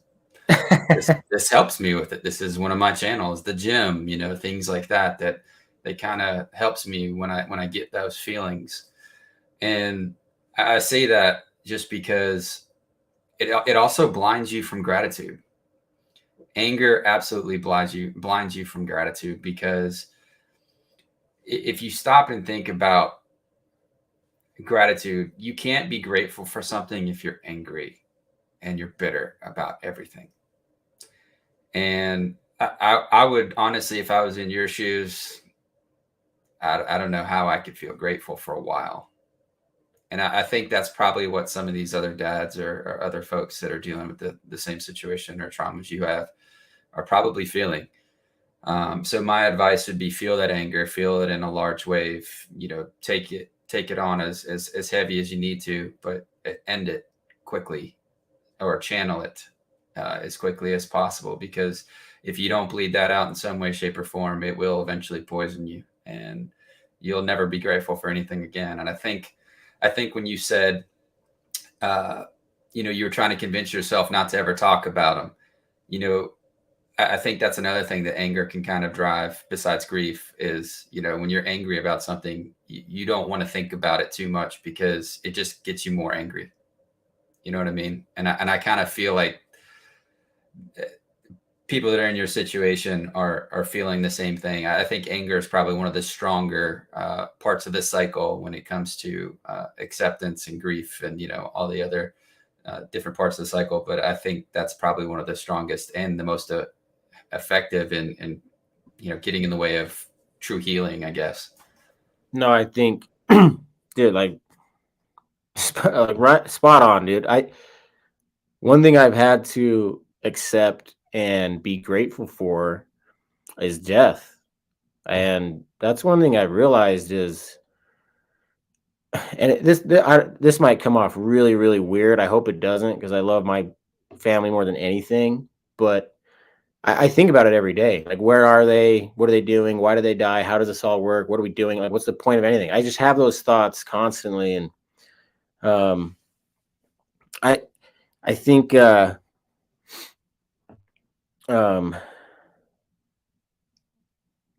I'm trying not to death.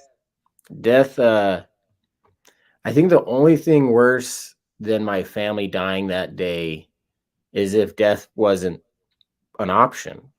Like, if we don't die, death is everything. It gives beauty and meaning and purpose to everything. It does. And if we take that away, everything sucks. Nothing's worth anything. And that's one thing I've had to accept, and one thing I've had to be grateful for is death is necessary. It's totally unfair. And what happened to my family is totally unfair and ungodly and not okay.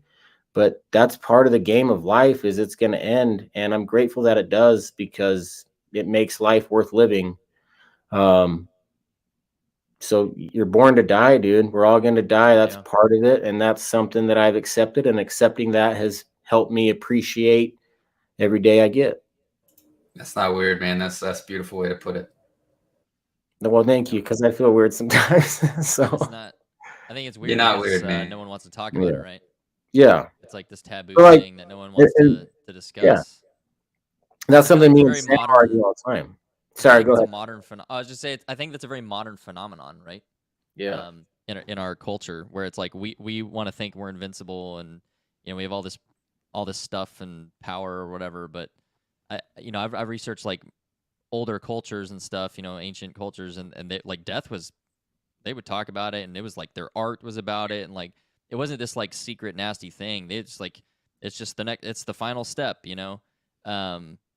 I think we're just really bad about that in American culture. So I think that's why it's weird. We're by not talking about it or not, discussing it like this, we're almost making it have more, negative power. Yeah, you feed the beast, right? You keep exactly. Yeah, for sure. I think so. Yeah. So, quick question from me. What does your support group look like? I have amazing support for me, and like right now, Blue's at his grandma's house.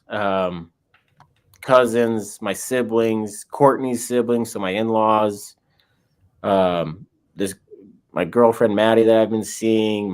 Dude, I've had you got like strangers are reaching. I've had so much support, man. So that's been That's been amazing. And people are cool. Something this terrible happens to you, and people all over the world reach out to me.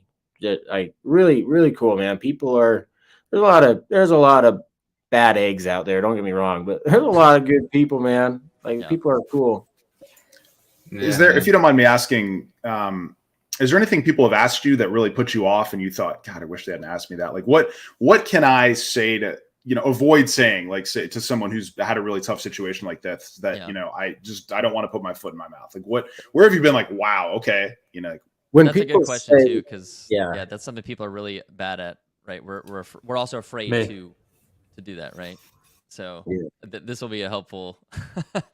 What we did a questions episode on our last podcast, and this was one of I think the question we got was, what's the best advice someone gave you after the accident? So similar anyway, but so I've been thinking about this a lot, and don't say anything. That's the best thing. The people that helped me the most, they came over with, cheeseburger or candy, like something I like.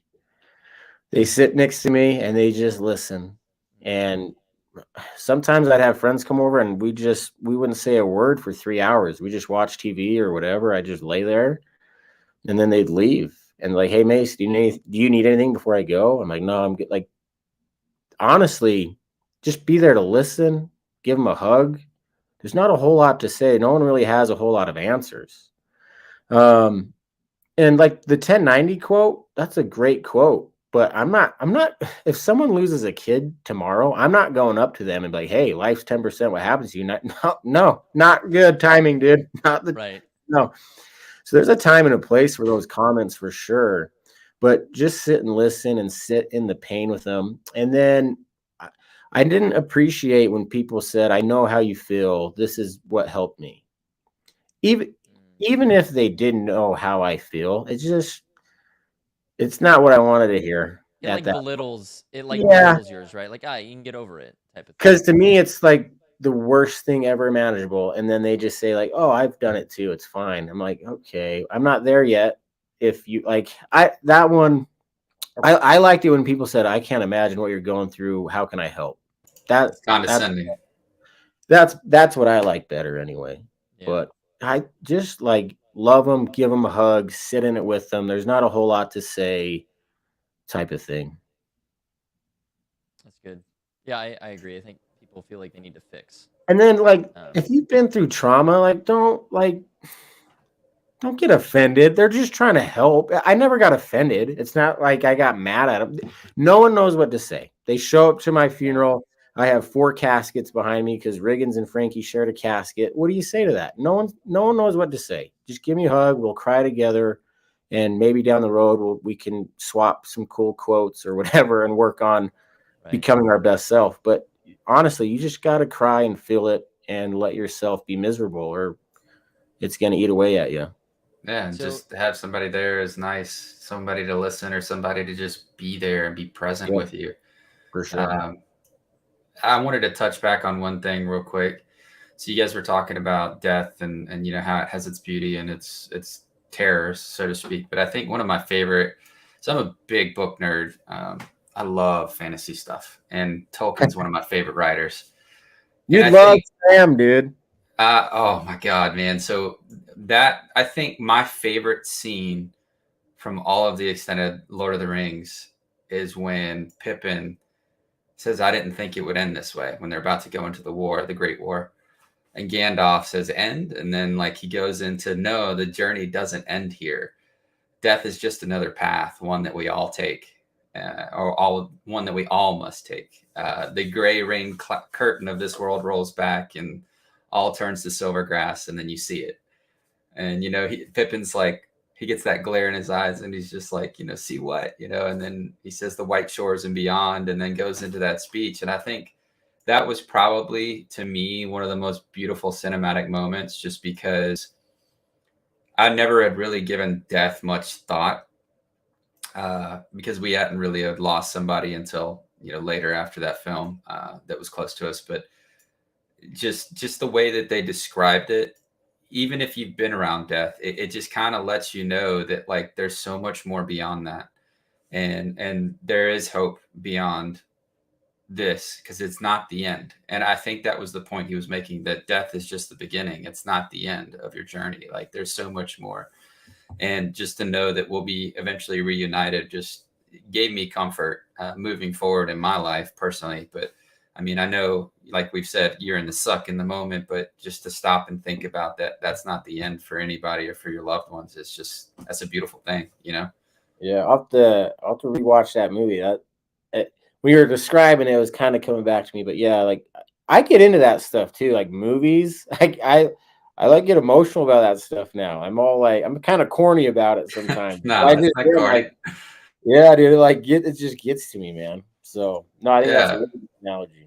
I can relate on the movies get to you to, you know, with my situation, like having an 11-month-old, I'm finding the last year, I'm like, oh my God, I'm crying at commercials and like, like what happened to me, man? I went soft. Like I could hear David Goggins in the back of my mouth, stay hard, you know, but like at the same time, I'm like, my God, I just love my son, you know? So I don't know, like kids just make you feel that being a dad just changes you. And I think that's cool, you know?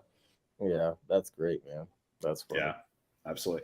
Mason, I'm going to bounce. I got early surgeries tomorrow. Man, it's been a pleasure. Thank you again. Yeah, I hope we get to chat again soon. You ever make it down to Florida? You going to Disney, anything like that? Come stay at our place. We're close. All right, Love to have you. I might pick up on that. Please do. Oh, we'll go see a Magic game. Hopefully Utah will be playing the Magic and we'll kick Yeah, For Thanks, sure. Justin. Guys, yeah, thank you so much. It's been a pleasure. Good night, Thanks, Dustin. Steve Money. See you, man. So I wanted to go back to the support group type stuff. We were talking about how, you know, guys were bad about, you know, sharing and talking about things. So, you know, I went to a place called Mighty Oaks, and they like their motto is no man fights alone. And so thankfully, you know, I've got these guys here who do this podcast with me, but you know, we're talking all throughout the week, even though we live in different parts of the country, and you know, something will happen, and I'm just like, you know, I'll just dump with them, you know, on whatever's going on and where I'm in my own headspace. And, you know, it's like, it's a good constructive place for me to, you know, get some real feedback from either they'll tell me I'm wrong or be like, hey man, or they'll be there with me in it. Right. Cause we know each other really well.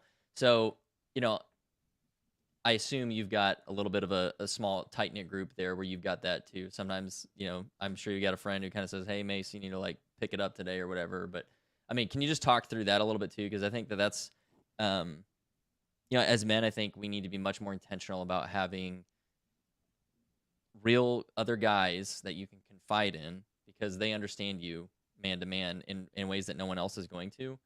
And I think that that's something our culture does really horribly, actually. It's kind of like, you know, oh man, just suck it up.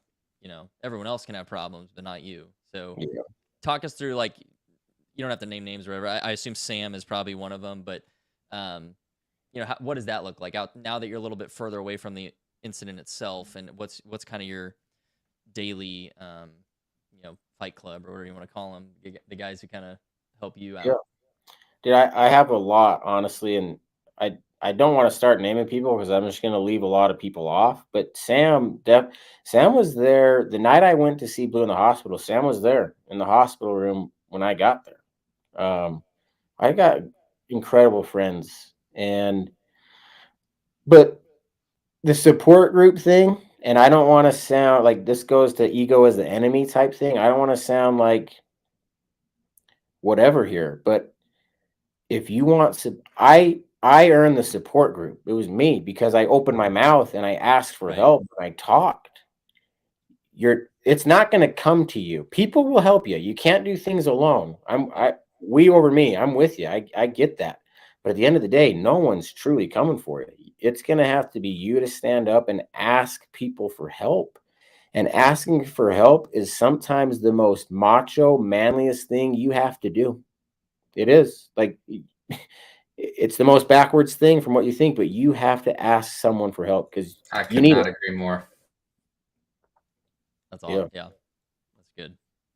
And I just wanted you to say it too, right? Because I think you, by the nature of what you've been through, gives you now a certain level of authority to talk about these things that, you know, we can say that we do, but, you know, people like, sounds messed up, people like to hear people have been through extraordinary things, good or bad, to relate to. And so, you know, you can use that now to affirm other guys out there that like you got to stand up, you got to raise your hand, you got to say I need a hand here. And the key that I'd like to make there is with the right people, right? You don't go. You got to go find someone that is, maybe it's family, maybe it's not, whatever. They need to be someone that is actually going to, like you said, probably just listen at some points. Other times they need to hold you accountable. But if you don't go to them, they'll never know, right? How would they? So yeah, for sure. Thank you. Yeah, and I'm kind of glad you said help, because it reminded me of this short I saw not even a day ago. It was this warrior who went through all this stuff. It was like a little short film, and it was really interesting, very cool, and very, pleasing to the eyes. And like, he was this total BA, and he just like went through this entire like span of his life. And then this little boy walks up to him, because this warrior's kind of got his head down and he looks sullen. And the little boy asked him, he said, what's the hardest thing for you to say right now? And the warrior looks to him and he says, help, and puts a hand out. And I think that's a perfect representation of where men are today in society, because it's so hard to stop and say help, because either A, they're too busy, B, they're too stricken by grief or loss or whatever, or C, they bury it. And I think that's the worst thing to do, is burying it. And I'm guilty of that. I think everybody, all the men in this room are. But, I think that's something that you had said at the beginning was, men need to open up more about their troubles and their anxieties and everything, because talking truly does help you with that. But I think the first step and the hardest step is just saying help. For sure. And there's a time and a place. Like, I don't want to be a crybaby. I don't want to be a woe is me guy. I don't want that. I love that stoic aspect. Like, you got to be the tough guy at times, for sure. So you got to go to work. And when it's time for the deadline, when the big promotion is available, you can't just play the trauma card then, like when life gets hard. Like, no, like, you got to do it still.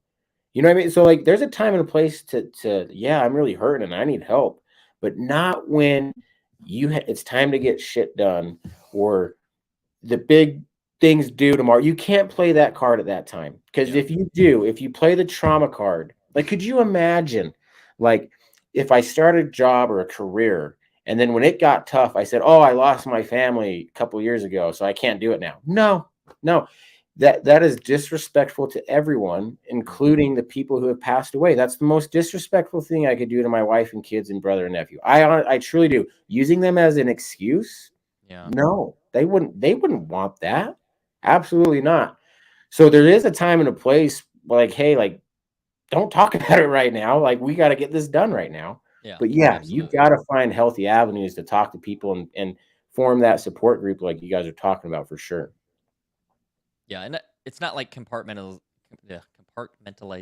That's a mouthful.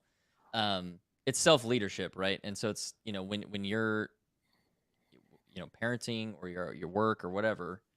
I mean, there's, like you said, time and place. I think people need to remind themselves of that too. And so there is a time and place for vulnerability, right? And I'm struggling, and so get through your workday, and then you get home, talk to your spouse or friend or whatever. That's the time to decompress, right? But for sure, you can't just quit life. So that's a really good point. And unfortunately, we vent about this all the time in our texts and stuff. Is the victimhood mentality is just so rampant in our culture today. Oh yeah, and I don't know how it started, because just look back even a few generations, right? When in World War II, and all these, the greatest generation and all this kind of stuff, and then like fast forward 80 years and here we are, and it's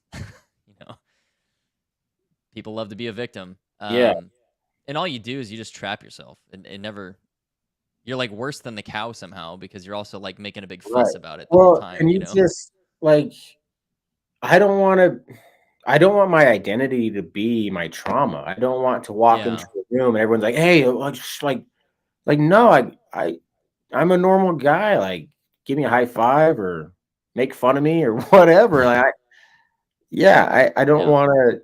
You don't want to become. And if you blame it on your trauma, if you play the victim card, that's all you're ever going to be. That's it. It's your whole life. Yeah. It's going to own well, you. then it owns you, right? Like you're like slave. You're putting to yourself in your that own thing. prison. Yeah, Yeah. exactly. Prison. And yeah. those people that, you know, George are talking about, that we clearly know who they are in society, when we won't name names, but those people are literally putting themselves in their own prison where they continuously get this treatment because of that. And it's like, if you just stood up and changed some things and faced some things, life could change for you. But they just, like you said, they're not taking. Yeah, they're being cows. Yeah. So, Be a buffalo. Well, I think that goes back to when something bad happens, you have three choices. You can either let it define you, let it destroy you, or you can let it strengthen you. And the victim mentality, letting it destroy you, is definitely the number one option for a lot of people, for sure. hey, buddy. What's up? Hey, buddy. Okay, Welcome to the show. Give me a rock on real quick. Give me a rock on. Come on. We make fun of your daddy, but he's wearing a Metallica sweater, so we can't say anything. I'll be able to admit. That's blueberry. Right, well, Nice. I was to say, it looks like it's probably time for bed and wrapping up, right? Yeah, probably, if that's all right. Sorry. Yeah, guys. man. Well, absolutely. hey, No, man. We'll call it a night on that. I guess before you go, any closing thoughts or anything you just want to leave us with, and then we can call it an episode. I don't know what your viewership is. I don't know how many people follow your stuff. Just I love what you guys do. Keep going, man. If you help one person, it's worth it. I hope you guys never run into the grind of, I don't think we can do the podcast anymore. I hope you guys keep doing it, man. This was awesome. Thank you. Let's do it again. Maybe you guys can get Sam on, just do Sam, or Absolutely. I don't know. Sure. But yeah, man, I really appreciate it. Thank you so much. It. Thanks, Mason. Mason, thanks for your time. I think I speak for everyone here. Just this gets us so excited, man. So Absolutely. I appreciate you coming on, and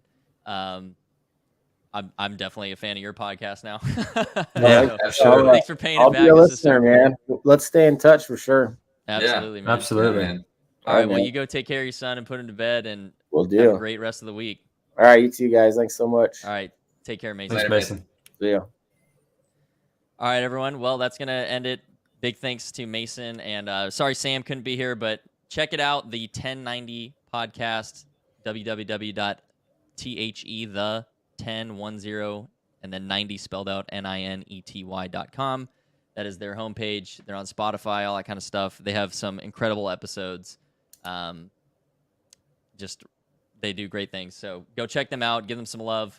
And appreciate you guys being here tonight. We're going to call it a night. And we'll see you in 2 weeks for our next episode, which would be February 15th? 15th. So February 15th, about then. So we'll see you then, everyone. Take care. Thanks for watching this episode of the Present Fathers Podcast. We look forward to seeing you in the next episode.